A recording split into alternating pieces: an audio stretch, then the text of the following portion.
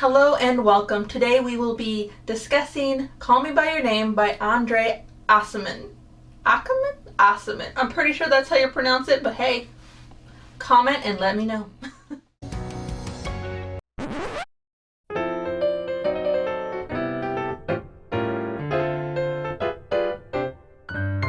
As always, a quick disclaimer. This discussion and video will overall emphasize more so the overall content within this book as well as how it is presented, and with the primary question of, is this book a good fit for you? I will not be discussing key plot points as to not diminish the story in any way for those who wish to experience it firsthand for themselves. Sound good? Alright, now with saying that, if you would much prefer a deeper dive into this book, that will be a video coming soon. And as always, please subscribe for more content like this. Thank you, and let's get on with the show. Call Me By Your Name is a book written by Andre Aciman, first published in 2007, and then subsequently made into a movie starring Timothy Chalamet and Armie in 2017. I personally have not watched the movie, in which it is definitely on the to-do, but I purposely wanted to experience this book without outside interference. Although I was aware that these two actors played the titular characters of Elio and Oliver.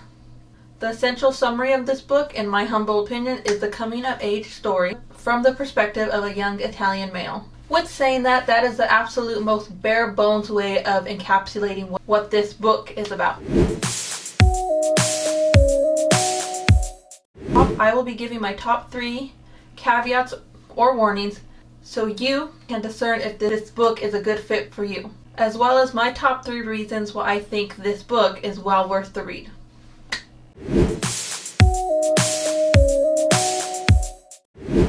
Human sexuality. This book, as I previously mentioned, at its core is a coming-of-age tale of a young Italian male, in which his own sexuality does take a primary focus. In so, it is not exceptionally explicit in the description of some of these activities, but they are described to some extent from his perspective. That brings me to caveat number 2.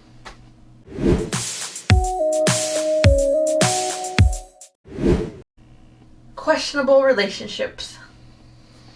As mentioned, there is a focus on the sexuality of the primary protagonist, Elio. I apologize if any of these names are not pronounced correctly, as I am no way near Italian.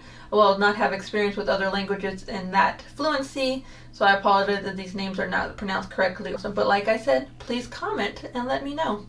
In which the primary relationship that he has within this book does include an older male known as Oliver. Now, it's saying that this story does take place in the 1980s in Italy. I myself question the legality, age of consent laws, as well as the overall appropriateness/inappropriateness of this relationship. Now, proper context does play a large role within the story, as well as the understanding that different countries have different laws, stigmas, as well as what is culturally appropriate. I myself, for my own peace of mind, looked up the age of consent laws in Italy in the 1980s, as I was a bit uncomfortable with this aspect within the book. Funny enough, when I did look that up, that very specific question, Call Me By Your Name, showed up, as that is why people looked that up.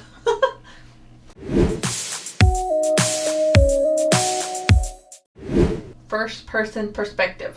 Throughout the book, we are limited to only Elio's perspective. This can be disappointing to readers who enjoy knowing the thoughts and perspectives of other characters within a story, but that is not the case here. We as the reader are very much limited to Elio's point of view, perspective, thoughts, and ideas. Are you still with me? Hopefully you are, as now these are my top 3 reasons why I still think this book is well worth the read.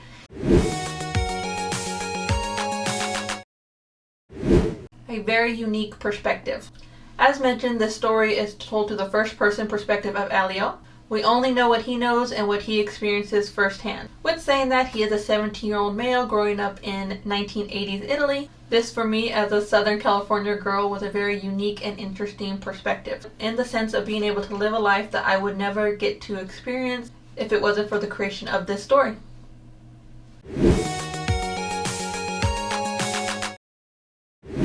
Beautifully written.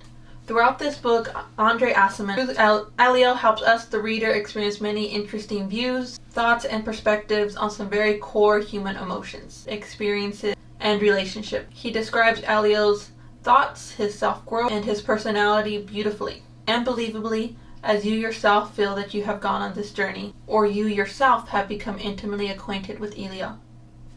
Which brings me to my top reason why I feel, in my humble personal opinion, why this book may be well worth the read for you. Intimacy. This book at its core is about intimacy. It's about the journey we all take in our lives in finding ourselves, finding others, and knowing others in varying degrees. As mentioned, we become intimately acquainted with Elia through his thoughts, his perspective, and through his actions. And so the primary focus of the story is Elia, his growth, his understanding of the world, and his understanding of himself.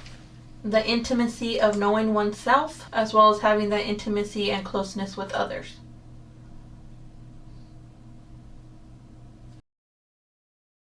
So, with saying all that, does any of that sound like an interesting time to you? Were you a bit intrigued? Have you yourself read the book?